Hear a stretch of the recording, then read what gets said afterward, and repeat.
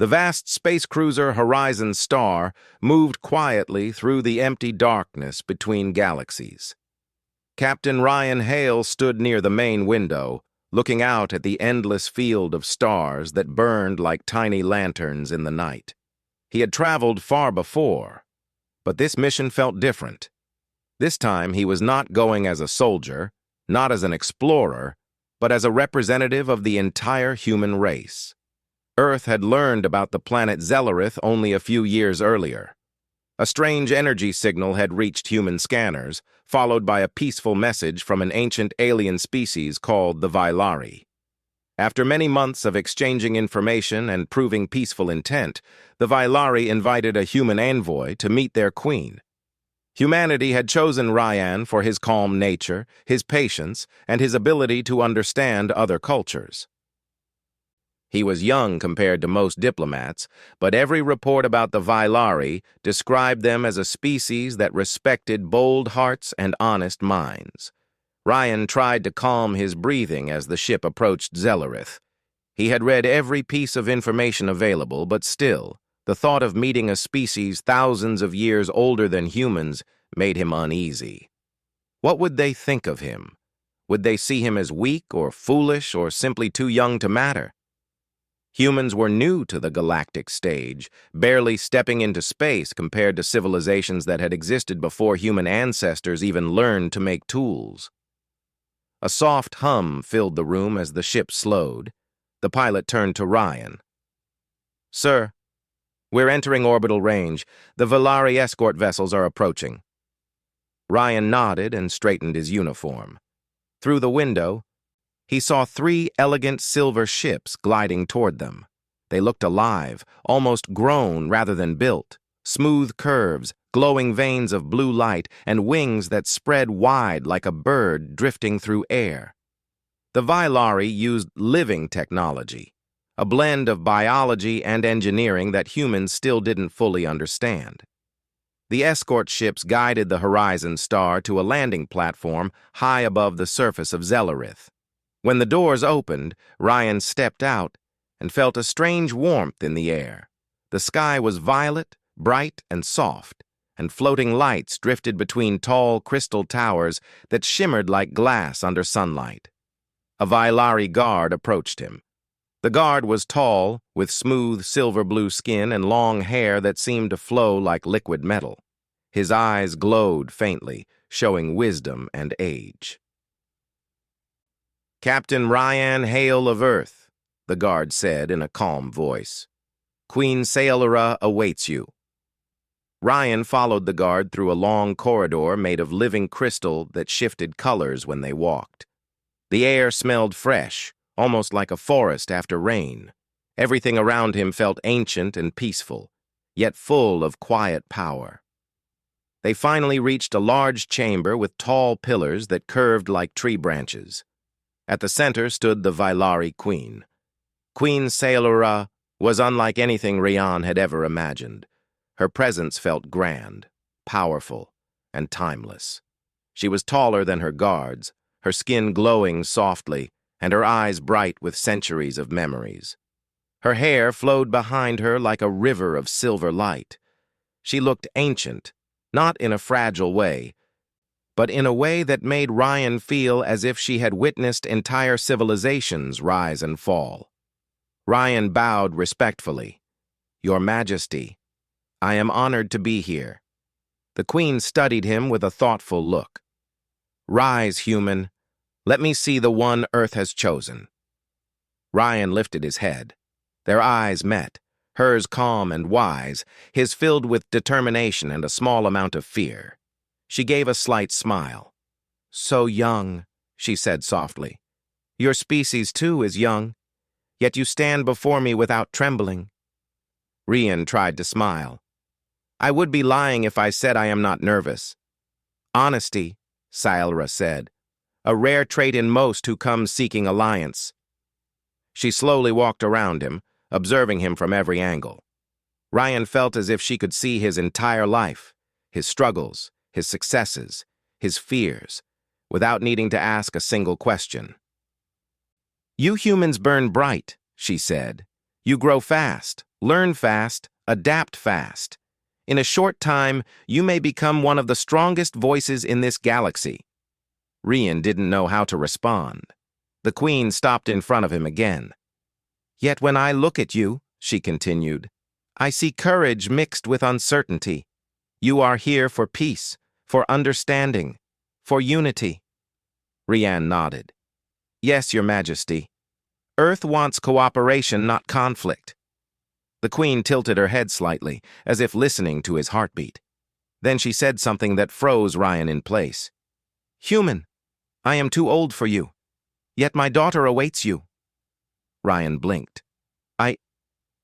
I'm sorry, Your Majesty. I don't understand." Sailra smiled with calm amusement. "I do not speak of romance, young human. I speak of destiny, of partnership, of bonds that shape the future. The Violari believe strong alliances must be built through real connection, not cold treaties." She gestured toward a large door behind her. "My daughter, Princess Nira, is the future of our people. She is brilliant, curious, and unafraid of the unknown. She is interested in humans, especially your ways of thinking. I believe she will see in you something your elder diplomats cannot show." Rian felt a tightness in his chest. He had expected to sign documents, discuss resources, and follow strict diplomatic steps. He had not expected to be paired with a royal princess of an ancient civilization. "I don't know if I am worthy," he admitted. "Worthy?" The Queen gave a soft laugh. "Your worth is not measured by age or status. It is measured by your heart. My daughter senses things that even I cannot. She will know your purpose." Rian took a breath. "What would you have me do?" "I want you to work with her on a project vital to both our civilizations," the Queen said.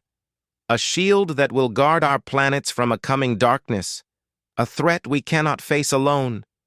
Her voice grew quieter, but heavier. "The void serpents are approaching our region of space, ancient creatures that feed on energy and destroy whatever they touch. We have survived their presence before, but our strength has weakened over time. We need allies. We need new ideas. We need you." Rian tried to process everything. "You want me to work with Princess Nira on this defense system?" "Yes," Sailra replied. "You will learn from her, and she will learn from you. The future alliance between our species will depend not on politics, but on trust built by individuals like you." Rian swallowed his nerves. "I will do my best. That is all I ask." The doors behind the Queen opened. A young Violari woman stepped through, tall, graceful, with bright eyes full of curiosity. Her presence radiated confidence, intelligence, and youthful energy. She looked at Rian with open interest, as if she had been waiting for him. Rian felt the weight of the Queen's words settle on his shoulders. This was the beginning of something greater than he had ever imagined. Queen Sailra spoke again, her voice calm and certain. "Go, human. My daughter awaits you." And with that, Rian stepped forward toward the princess, toward the mission, and toward the unknown future that would shape the destiny of both their worlds. Princess Nira stood waiting at the end of the crystal chamber, her eyes bright with curiosity as Captain Rian Hale approached. She had the same silver-blue glow as the other Violari, but something about her felt younger and more energetic. Her movements were graceful, almost effortless, as if gravity held no power over her. When Rian reached her, she tilted her head slightly, studying him with the same careful interest a scientist might give to a newly discovered element. "So," she said in a calm, musical voice, "you are the human my mother speaks so highly of." Rian tried to smile without looking nervous. "I hope she did not oversell me." Nira raised an eyebrow. "She does not exaggerate. If she says you are important, then you are." That made Rian even more nervous. "I just want to help." "Good," Nira said. "Then follow me. We have work to do."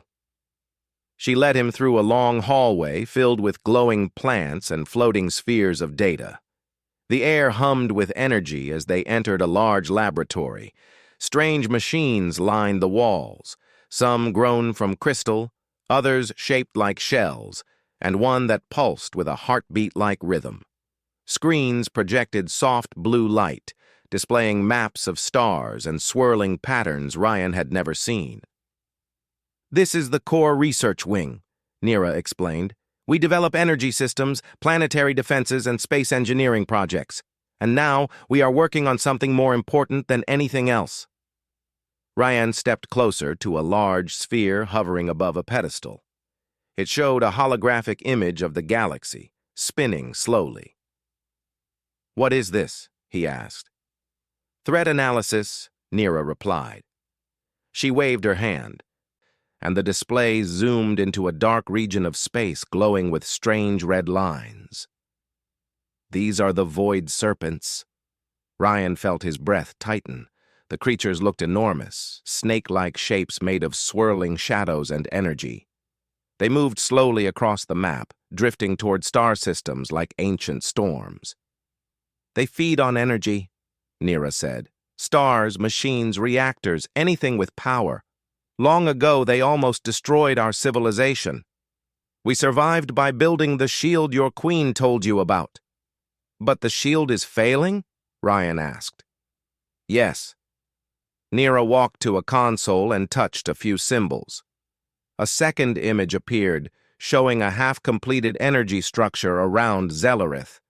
"The shield was built thousands of years ago. Time weakens everything. We need new ideas to complete the next version before the serpents reach us again." Ryan looked at the hologram. "You want me to help design it?" Nira turned to him with a small, thoughtful smile.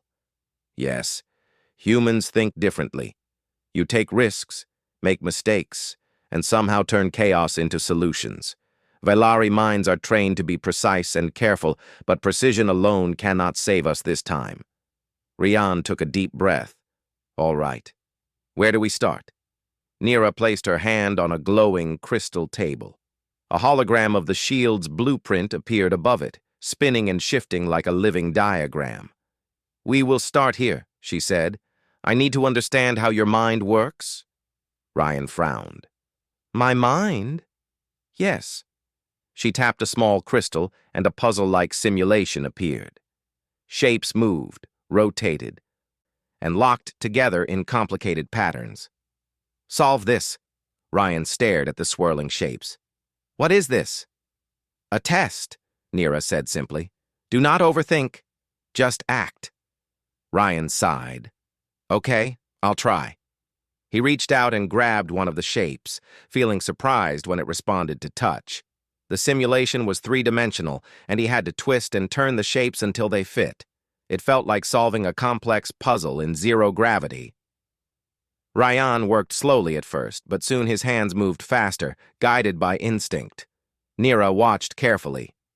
"Interesting. Your approach is unpredictable." "Is that bad?" Ryan asked. "No, it is refreshing." The puzzle completed with a soft chime. Ryan looked up. "So, did I pass?" "There was no passing or failing," Nira replied. "I simply wanted to see how you think." Ryan let out a small laugh. "You could have just asked." "I did ask," she said calmly. "Your hands answered." Ryan realized he had no argument for that. Nira walked toward another part of the lab. "Now, let us combine our ideas." For hours, they worked side by side. Nira showed him how Vailari energy systems functioned, how they used living crystal, bioreactive materials, and harmonic frequencies that adapted to the environment. Ryan explained human technology, metal alloys, magnetic shielding, fusion cores, and rapid repair systems.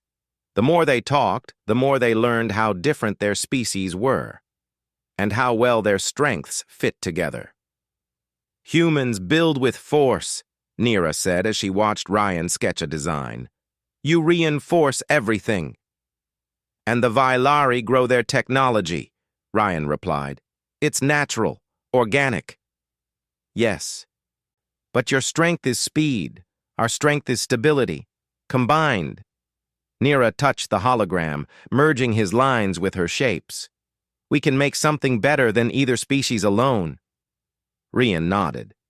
That's the goal. Hours passed, then more hours. Rian lost all sense of time as they worked. Eventually, Nira stopped and stretched. You do not tire easily, she said. I could say the same about you, Rian replied.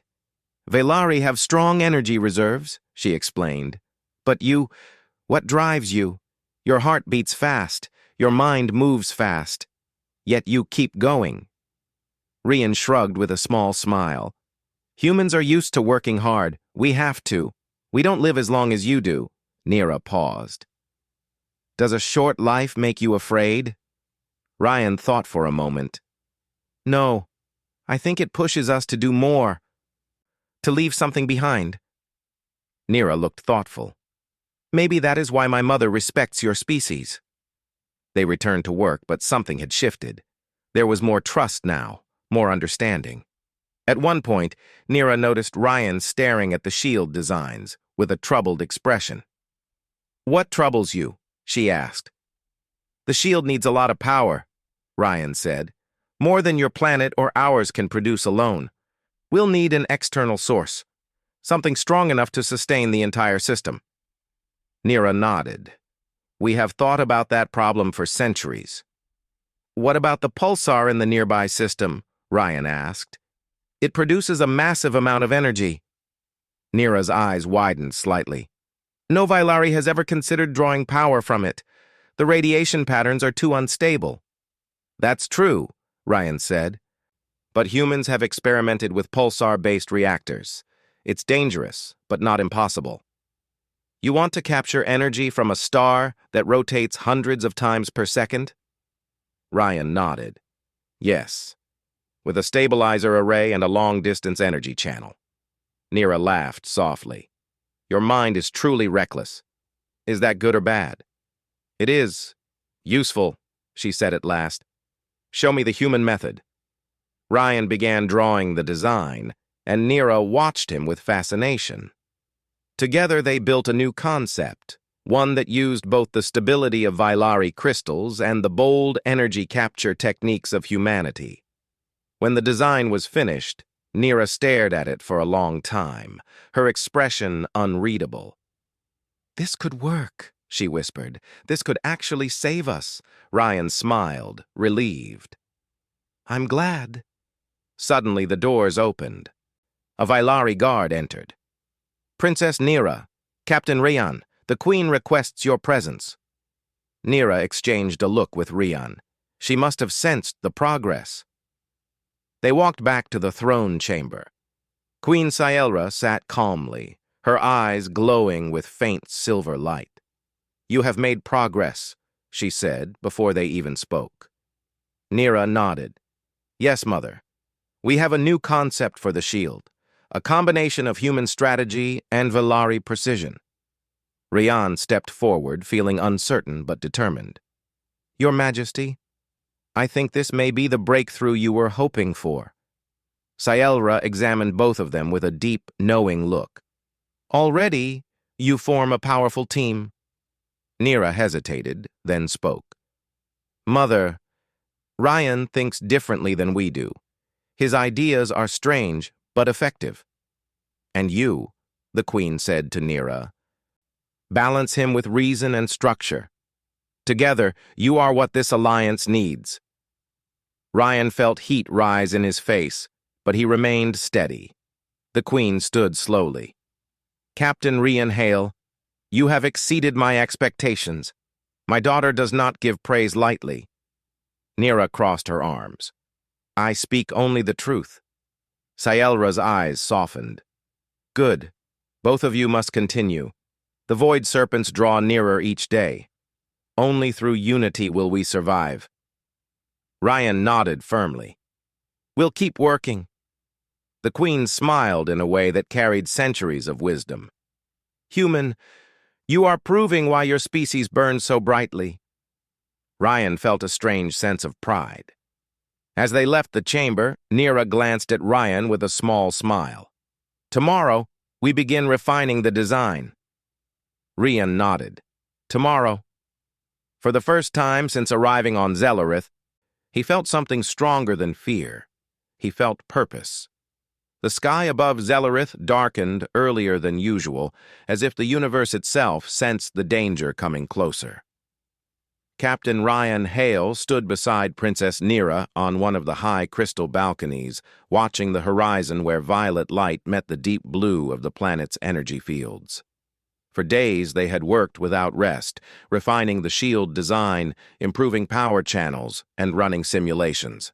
But even with all their progress, the fear of the void serpents never left their minds. Nira looked toward the distant stars. Her expression was calm, but Ryan could see the worry in her eyes. "The serpents have entered the edge of our star region," she said quietly. "We must activate the shield soon." Ryan breathed in slowly. "Are the elders still refusing our plan?" Nira gave a small, frustrated sigh. "Most of them. They believe your pulsar idea is too risky. They fear it may cause a chain reaction if misaligned. They do not like that a young species is changing their ancient designs." Ryan clenched his jaw. He had expected resistance, but not this much. "We don't have time for pride." "I know," Nira said. "But the Velari elders have lived for thousands of years. They trust tradition more than innovation." Ryan shook his head. "Tradition won't stop the serpents." Nira turned to him with a soft smile. "That is why we keep pushing." They left the balcony and headed back to the research wing. Inside, the laboratory hummed with quiet life, glowing softly in the dim light. They approached the main table, where a hologram showed the final shield layout. The energy lines flowed like luminous rivers, creating a massive defensive web around Zellerith. Ryan pointed at the power channels. "If we finish building this section, we can redirect the pulsar energy and complete the shield arc within days." "Yes," Nira agreed. "But the elders still insist we cannot depend on human engineering. They prefer our old method, even though it failed centuries ago." Ryan rubbed his face in frustration. "What will convince them?" "Proof," Nira said simply. "A demonstration." "A small-scale test?" Nira nodded. "Yes. We must build a miniature version of your pulsar stabilizer. If it works, they will not be able to deny your method." Ryan felt renewed determination. "Then let's do it." They spent the next hours constructing a miniature stabilizer array. Violet crystal responded smoothly to Nira's touch, growing and curving with elegant precision. Ryan added human-made metallic coils, electromagnetic regulators, and a compact energy core. It looked strange, half organic, half machine, but beautiful in its own chaotic way. When they finished, Nira placed her hand near the device. "We will feed energy through it. If the pulsar channel remains stable, the elders must agree." Ryan nodded. "Let's try." The crystals glowed. The human coils vibrated. Blue light filled the chamber as energy surged into the stabilizer. The device hummed loudly, then released a small beam of controlled radiant power. Nira's eyes widened. "It works!" Ryan grinned. "I knew it would." But before they could celebrate, a deep alarm echoed through the hallway. A Velari guard rushed inside. "Princess! Captain!" he shouted. "The void serpents have changed course. They are moving faster." "Much faster." Nira hurried to the holographic display. The map zoomed out, showing the serpents shifting direction sharply, leaving a trail of devoured starlight behind them. "They are feeding," she whispered. "Absorbing energy from the systems they pass. That is why they are accelerating." Ryan looked at the map. "How long until they reach us?" 3 days, the guard answered. Ryan tightened his fists. "That's not enough time for the elders to agree to anything." Nira looked determined. "Then we will make them agree." They rushed to the throne chamber. The elders were already gathered, shimmering robes reflecting the bright lights. Their expressions were serious, and many of them eyed Rian with uncertainty. Queen Scielra sat at the center, calm as always. "My daughter, Captain, speak." Nira stepped forward. "The serpents will arrive in 3 days. We must activate the new shield before then. We have tested the human pulsar stabilizer. It works." The elders exchanged doubtful murmurs. One of them stepped forward. "The human method is unproven on a large scale. A small test does not guarantee safety." Ryan took a step forward. "With respect, your old method won't work either. It failed before. You told me that yourselves. This is our best chance." Another elder shook his head. "The pulsar is unstable. Humans may be reckless enough to gamble with such power, but we are not." Rian's temper flared, but he forced himself to stay calm. "This isn't a gamble. It's the only option." Nira raised her voice, something she rarely did. "Enough. We do not have time for fear. The serpents grow stronger every hour. Without new methods, we will all perish." The elders fell silent. No one wanted to admit she was right, but none dared deny the truth. Queen Scielra spoke at last. "We will proceed." The elders looked shocked. "Your Majesty, the decision is made," Scielra said firmly. "We will use the hybrid design. My daughter and Captain Rian will lead the construction." Rian exhaled with relief, but the Queen's eyes turned sharp. "However," she added, "there is still much risk. We will need a squad to place decoy energy cores in space to slow the serpents." Ryan looked confused. "Decoys?" Nira nodded. "Yes, they sense energy. If we place high-output decoys along their path, they may feed on them long enough to give us time to finish the shield." "That sounds dangerous," Ryan said. "It is," the Queen admitted, "which is why you will lead the mission, Captain Hale." Ryan's heart jumped. "Me?" "Yes," Scielra replied. "You understand the serpent's sensing patterns better than anyone, and your instincts in chaos may be the advantage we need."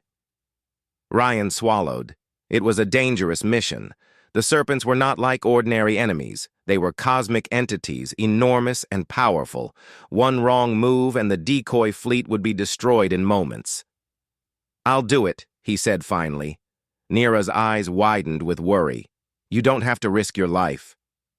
"That's exactly why I have to," Rian said with a steady voice.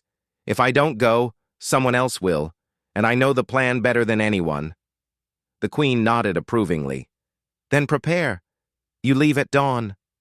After the meeting, Nira pulled Ryan aside in the hallway. Her composure cracked, revealing deep concern. "You are human. You live less than we do. You should not throw your life away." Ryan shook his head. "This isn't throwing it away. It's protecting your people. And mine, too." Nira looked at him quietly. "I do not want you to die." Ryan felt a strange warmth in his chest. "I'm not planning on it." Nira's expression softened, but her worry remained. "Promise me you will return."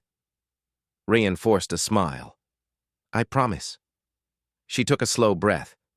"Then I will begin building the shield while you are gone. We will finish it before the serpents arrive." Ryan nodded. "I trust you."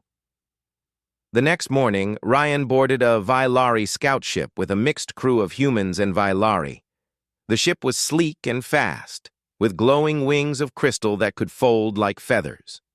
Decoy energy cores were loaded carefully into the cargo bay, small, powerful reactors that emitted enough energy to draw a void serpent's attention. Nira stood on the platform, watching him prepare.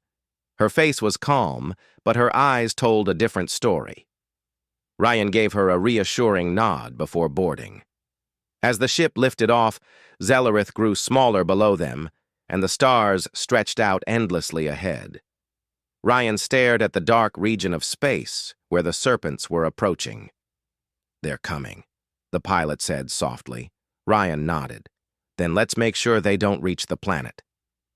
The ship flew farther into the depths of space, where the light of stars dimmed and silence grew heavy. Soon, strange vibrations filled the air, low, distant tremors that felt like thunder in the vacuum. The void serpents were close. Ryan took a deep breath and braced himself. The real battle had begun. The morning after the great revelation moved with a strange calm through the camp. Ethan woke early, before the suns of Velstra began to rise. The air carried a soft chill, but his mind felt warm with the memory of Queen Serana's words. She had spoken of destiny, of ancient bonds, of the future of two species that once feared each other. And she had spoken of her daughter, Princess Kayla, who now walked somewhere between duty and curiosity. Ethan stepped outside his tent and found the camp quieter than usual. The alien warriors who once kept their distance now nodded at him with a kind of respect he still did not think he deserved. These towering beings with scaled armor and glowing eyes had changed their view of humans overnight. He walked toward the ridge overlooking the main valley. From here, he could see the ruins of the ancient city where he had first arrived. What once looked like a place of danger now felt like the first step of something larger. Footsteps approached behind him. He turned and saw Princess Kayla. Her tall figure stood outlined against the early light, her silver markings catching the sun. For a moment, Ethan thought she looked almost human in her hesitation.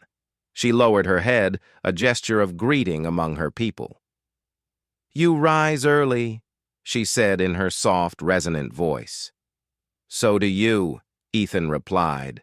She stood beside him, not too close, not too far. There was still a space between them that neither understood how to cross.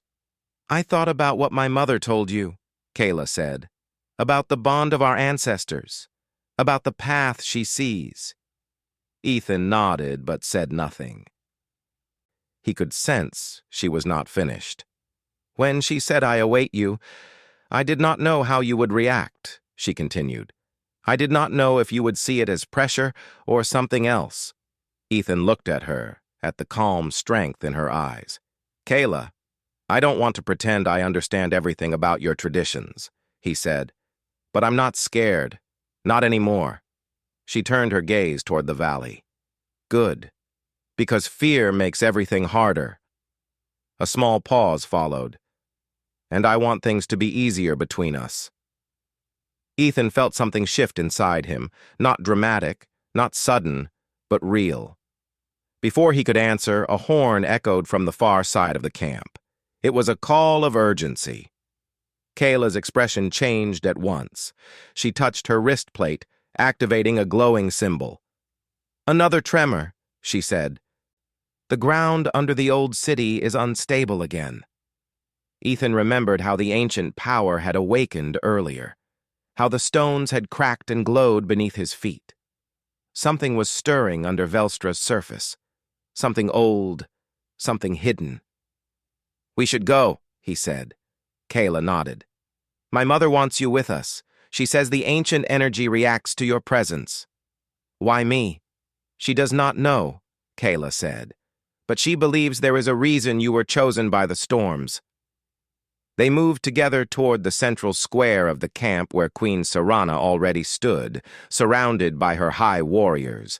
Her tall, crown-like crests shimmered like liquid metal as she turned toward them. "Ethan," she said, "you must come with us. The ground speaks again."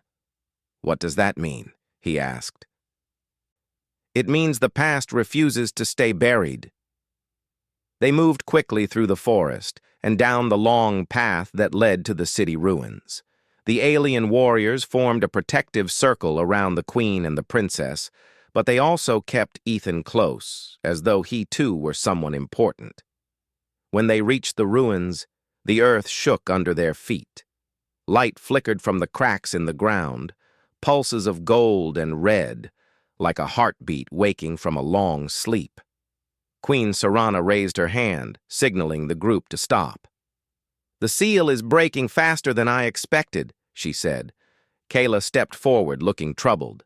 Mother, the scholars said this power should not wake for another century. The storms changed everything, Sarana replied. And the humans' arrival changed even more. Ethan felt the eyes of many warriors turn toward him. He swallowed uneasily. What does this energy want from me?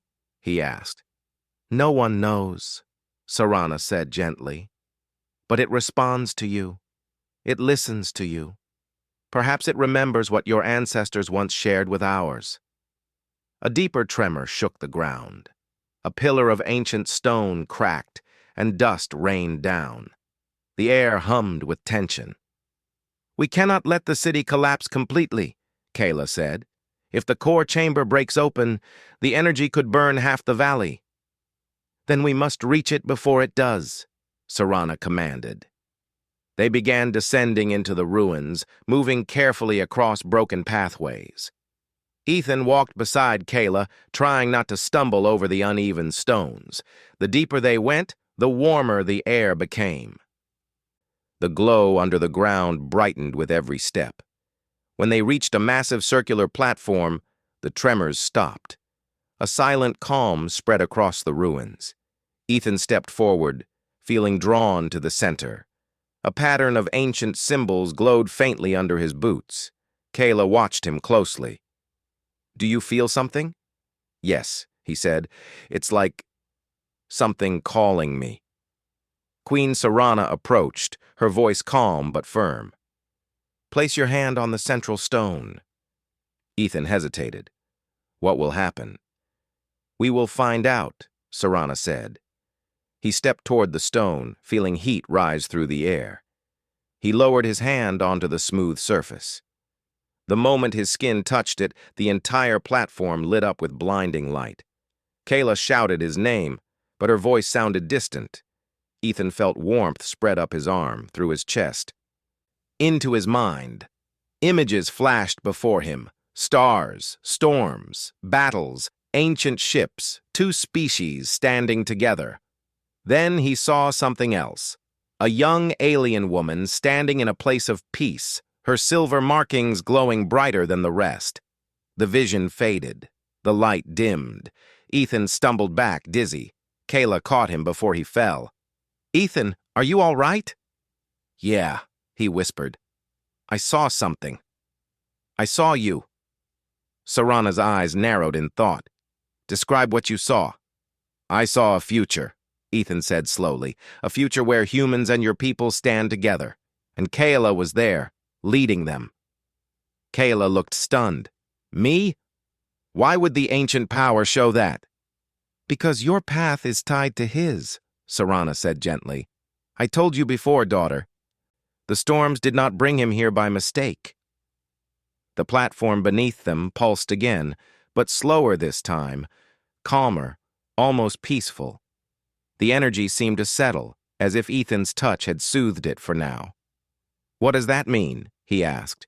It means the city will not collapse today, Sarana said. You have quieted the awakening, at least for a while. Kayla still held Ethan's arm as he steadied himself. You should rest. That kind of vision is not easy to bear. I'm fine, he said. Just surprised. As they climbed back toward the surface, Ethan felt a new tension in the air. It was not fear or danger.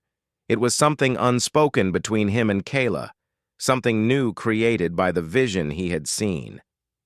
When they reached the sunlight again, Queen Sarana gestured for her daughter to remain behind with Ethan. I must speak with the elders, she said. But the two of you need time. Destiny cannot grow without understanding.